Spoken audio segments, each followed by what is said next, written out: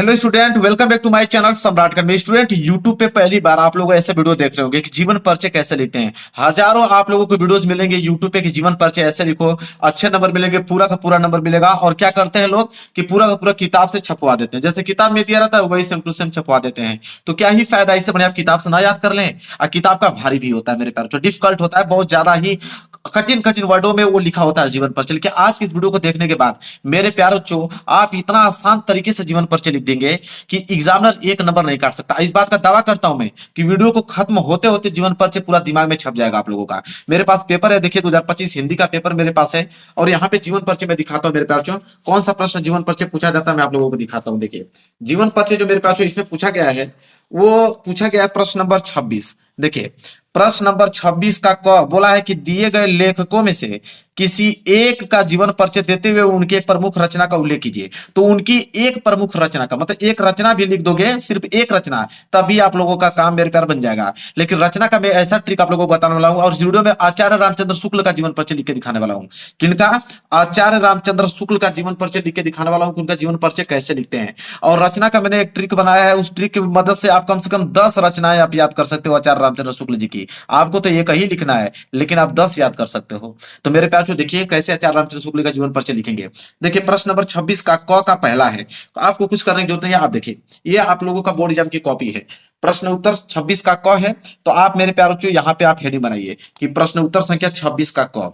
ठीक है, हेडिंग बहुत ज्यादा इंपॉर्टेंट है, क्योंकि आंसर चेक करने से पहले जो एग्जामिनर होता है वो आप लोगों की हेडिंग देखता है कि आपने हेडिंग अच्छे से डाला है कि नहीं।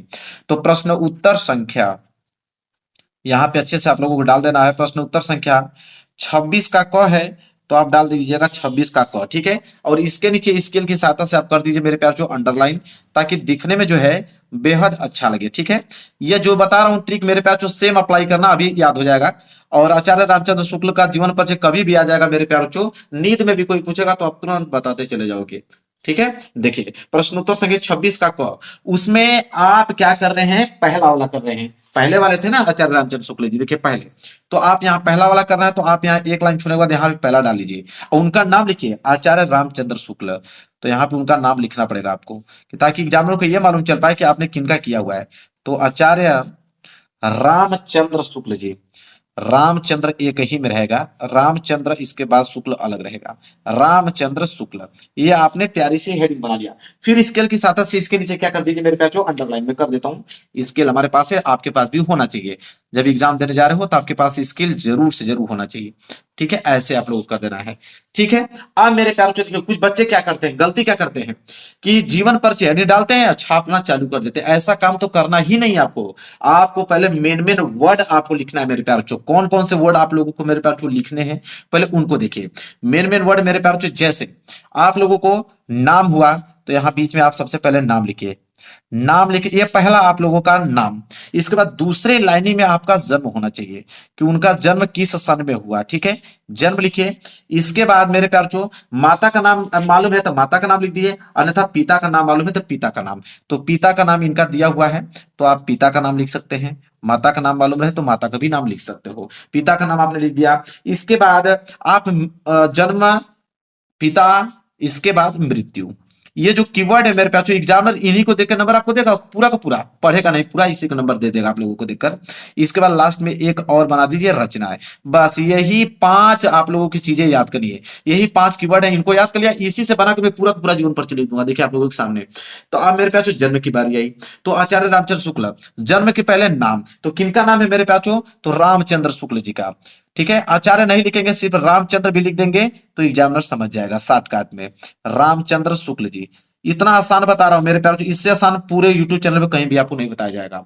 रामचंद्र शुक्ल। जन्म की अगर हम बात करें तो मेरे प्यार 1884 में, 1884 में उनका जन्म हुआ मेरे प्यार जो।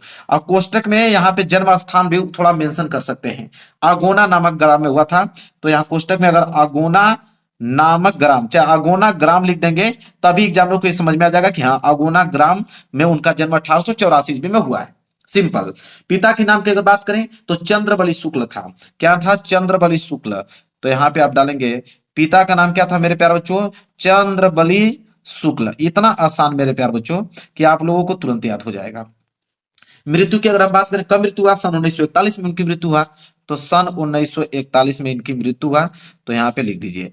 रचनाएं की अगर हम बात करें तो कुछ रचनाएं जैसे चिंतामणि, ये तो भाई सबके जबान पे रहती है रचना कि चिंतामणि मेरे प्यार, इनकी मशहूर है। चिंतामणि की अगर हम बात करें मेरे प्यार, एक रस मीमांसा भी है, ठीक है, एक विचार विधि भी है। चलिए मैं विचार विधि लिख देता हूँ। रस मीमांसा भी इन्हीं की है मेरे प्यारो, विचार विधि। अब बस दो ही लिख दीजिए, ज्यादा लिखने की जरूरत नहीं है आपको, वैसे तो एक ही लिखना है, लेकिन मैं दो बता देता हूं। इतना लिखने के बाद अब मेरे प्यारे बच्चों यहां से इसको बॉक्स में जो है पैक कर दीजिए, ताकि वो बॉक्स में पैक कर देंगे तो हाईलाइटेड दिखेगा और एग्जामिनर का ध्यान जो है वो आकृष्ट कराएगा अपने तरफ, और एग्जामिनर इसको देखेगा, इसको पढ़ेगा। जब ये आपने करेक्ट लिखा है तो मेन तो यही है ना, उसको देख के एग्जामिनर जान जाएगा कि बस आगे कभी आपने अच्छे से लिखा है, नंबर पूरा का पूरा आपको दे देगा। मेन कीवर्ड यही है मेरे प्यारे बच्चों, क्योंकि एग्जामिनर भी जब कॉपी चेक करेगा तो इन्हीं कीवर्डों को ध्यान देगा, क्योंकि यही है कि जन्म कब हुआ, उनका पिता का नाम क्या है, माता का नाम क्या है, रचनाएं उनकी क्या है, यही तो देखता है एग्जामिनर। हो गया क्लियर। चलिए अब मेरे प्यारे बच्चों नीचे एक लाइन छोड़िए, अब यहां पे डालिए, एक लाइन छोड़ने के बाद डालिए जीवन परिचय यहां पे। अब डालेंगे मेरे प्यारे बच्चों यहाँ पे जीवन परिचय, यहाँ पे मेरे प्यारे बच्चों हेडिंग डालेंगे जीवन परिचय। क्लियर है। इसके नीचे स्केल की सहायता से अंडरलाइन कर दीजिए ताकि दिखने में जो है अच्छा लगे। देखिए मेन चीज है दिखाना है, रूपांतरण आपने किस तरह किया है एग्जामिनर वही ध्यान देगा। जीवन परिचय में लिखना चालू कीजिए, कैसे देखिए। पहला है नाम, तो नाम से ही स्टार्ट कर दीजिए मेरे प्यारे बच्चों। तो लिखेंगे नाम में कि आचार्य रामचंद्र शुक्ल का जन्म। देखिए दो ही नाम से, देखिए नाम में लिखेंगे आचार्य रामचंद्र शुक्ल, फिर लिखेंगे जन्म। तो पहली लाइन तो ऐसे ही बन गया आपका कि आचार्य रामचंद्र शुक्ल का जन्म। तो लिखिए, लिखेंगे आचार्य रामचंद्र शुक्ल का जन्म। तो आचार्य रामचंद्र शुक्ल का जन्म। देखिए आपकी पहली लाइन आप लोगों को याद हो गया कि नहीं, तो पहली लाइन आपको बिल्कुल याद हो गया। जन्म, तो आचार्य रामचंद्र शुक्ल का जन्म कब हुआ, तो 1884 में। तो ब्लैक पेन से इसको लिखना है, 1884 को ब्लैक पेन से, ताकि हाईलाइटेड रहे, दिखने में अच्छा लगे।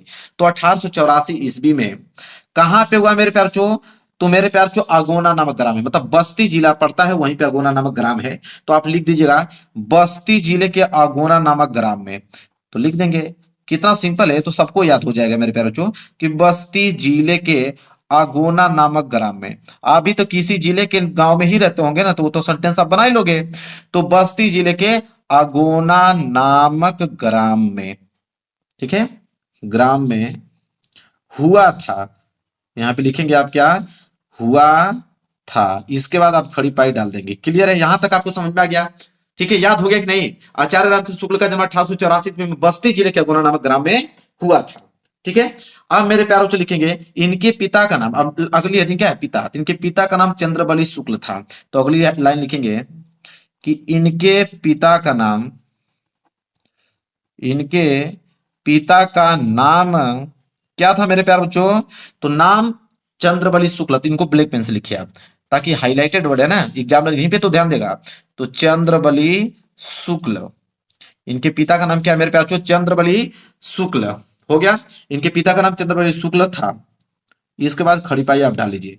अब मेरे पास जो मृत्यु आ गया, तो मृत्यु के पहले कुछ कीवर्ड होते हैं कि उनके बीच में उन्होंने क्या परीक्षाएं मतलब परीक्षा कौन सी उत्तीर्ण किया, उनके जीवन में कौन सी कठिनाइयां, कौन सा विषयों पर अच्छा उनका पकड़ था, ये दो तीन वर्ड लिखना होता है। तो आप लिख दीजिएगा कि इन्होंने 10वीं की परीक्षा मिशन स्कूल से उत्तीर्ण की। ये लाइन तो आप लोग, आप भी 10वीं की परीक्षा दोगे तो आप भी किसी स्कूल से ही तो उत्तीर्ण करोगे। तो ये लाइन लिख दीजिएगा कि इन्होंने 10वीं की परीक्षा, देखिए इन्होंने 10वीं की परीक्षा, 10वीं की परीक्षा किसी स्कूल से, किसी स्कूल का नाम तो लिखना पड़ेगा, तो वो जो है वो मिशन स्कूल से उत्तीर्ण किए थे। तो इन्होंने 10वीं की परीक्षा मिशन स्कूल से, इसको ब्लैक पेन से लिख दीजिए, मिशन स्कूल से, मिशन स्कूल से उत्तीर्ण किए, उत्तीर्ण किए। हो गया मेरे प्यारे बच्चों। इसके बाद खड़ी पाई डाल दीजिए। इसके बाद मेरे प्यारे बच्चों लिखेंगे यहाँ पे कि वो देखिए जो रामचंद्र शुक्ल थे वो गणित में कमजोर थे। ज्यादातर लोग गणित में कमजोर होते, तो लिख दिएगा कि गणित में कमजोर होने के कारण ये आगे पढ़ नहीं सके। ठीक है, लिख दीजिएगा कि गणित में कमजोर होने के कारण, गणित में कमजोर होने के कारण, गणित में कमजोर होने के कारण आगे वह पढ़ नहीं सके। ठीक है, आगे होने के कारण आगे लिखना पड़ेगा, तो यहां पे लिख दीजिए आप पहले, आगे वह पढ़ नहीं सके, पढ़ नहीं सके। बताइए अब ये लाइन किसको नहीं याद होगा, सबको याद हो जाएगा, पढ़ नहीं सके। लिख दीजिएगा कि इन्होंने अनेक कहानियां, कविताएं, निबंध व नाटक की रचना की। ठीक है, लिख दीजिएगा कि इन्होंने अनेक, अब इनको ब्लैक पेन से लिख दीजिए, अनेक कहानियां, अनेक कहानियां, इसके बाद कविताएं लिख दीजिए, कविताएं के बाद निबंध लिख दीजिए, बहुत सारे वर्ड हैं, कहानियां, कविताएं, निबंध, ठीक है, आदि की रचना की, आदि की रचना की, आदि की रचना की। इसके बाद खड़ी पैर डाल दीजिए। अब ये आपका पेज जो है भर गया, पेज भर गया, कोई दिक्कत नहीं है। यहाँ पे लिख दीजिए पीटीओ, पीटीओ तो पेज टर्नओवर, और पेज को पलट दीजिए। जाहिर सी बात है, पेज तो भर ही जाएगा ना, तो पेज को पलट के आगे वाला सेंटेंस यहाँ लिख दीजिए। अब लिख दीजिएगा मेरे प्यारे बच्चों कि साहित्य में इनका बहुत बड़ा स्थान है। अब लाइन आप लोगों को कंप्लीट हो गया।